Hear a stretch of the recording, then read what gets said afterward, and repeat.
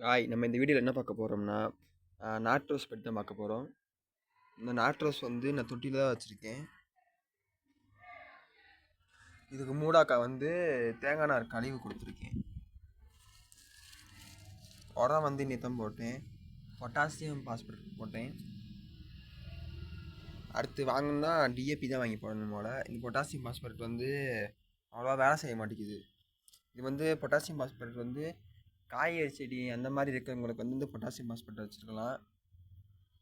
ஆனால் துளிர் நிறையா வருது, ஆனால் பூக்கள் வந்து அவ்வளோவா மொட்டு நல்லா பெருசாக பூக்க மாட்டேங்குது.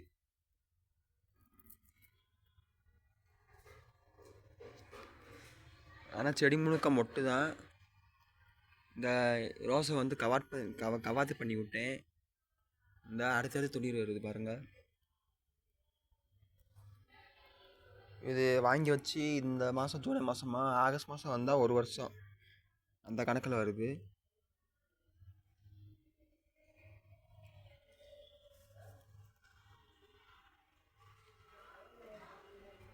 அப்பப்போ இதுக்கு அரிசி கழுவுன தண்ணி, மீன் ஞாயிற்றுக்கிழமை ஆனால் மீன் கழுவுன தண்ணி, கறி கழுவுன தண்ணி நான் ஊற்றி வைப்பேன்.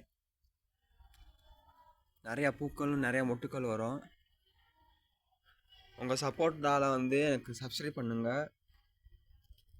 சப்ஸ்கிரைப் பண்ண தான் அடுத்தடுத்து நிறையா வீடியோ போடுவேன். அப்போ தான் உங்களுக்கு நல்லா யூஸ்ஃபுல்லான அந்த டிப்ஸ் வந்து உங்களுக்கு கிடைக்கும். அதே மாதிரி இந்த மீன் உரம் வந்து இது இயற்கையாகவே பண்ணலாம். இந்த இதெல்லாம் மீன் உரம் வச்சதுலாம் நிறையா செந்தளிர் வருது பாருங்க. ஒவ்வொருத்துக்கும் ஒவ்வொரு உரம் வைப்பேன். இதுக்கு மீன் உரம் வச்சது செந்தளிர் நல்லா நிறையா வந்திருக்கு. அதெல்லாம் வெத்தலை.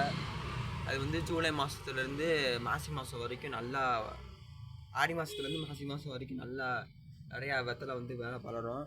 அது ஒரு தனியாக ஒரு வீடியோ போடுறேன். இந்த வெத்தலைலாம் 5 வருஷத்துக்கு மேலே ஆயிடுச்சு வச்சு தரையில். நான் காலேஜ் படிக்கும்போது வச்சேன். தரையில் வச்சது நான் இப்போ எத்தனை 2020 வச்சேன். இப்போ 2024 4 வருஷத்துக்கு மேலே ஆயிடுச்சு.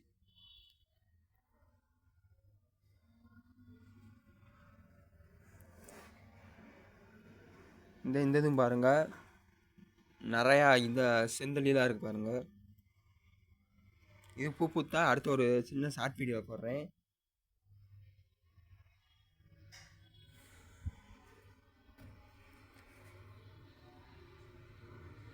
உங்களால் முடிஞ்ச ஒரு சப்ஸ்கிரைப் மட்டும் பண்ணிடுங்க, அது போதும்.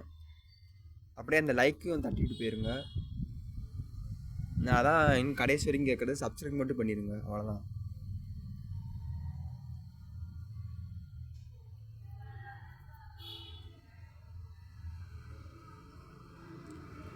அடுத்து வந்து நான் அந்த மீனோட கழிவு வந்து எப்படி யூஸ் பண்ணணும், எப்படியெல்லாம் வைக்கணும்னு நான் சொல்லித்தரேன்.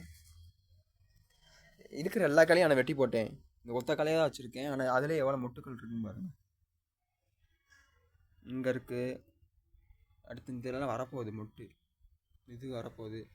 இது அங்கே இருக்குது. இதெல்லாம் நிறையா மொட்டு இருக்குது பாருங்கள். இங்கே இருக்குது. லாஸ்ட்டாக கேட்டுக்கிறேன், ஒரு சப்ஸ்கிரைப் மட்டும் பண்ணி போயிருங்க. தேங்க்யூ.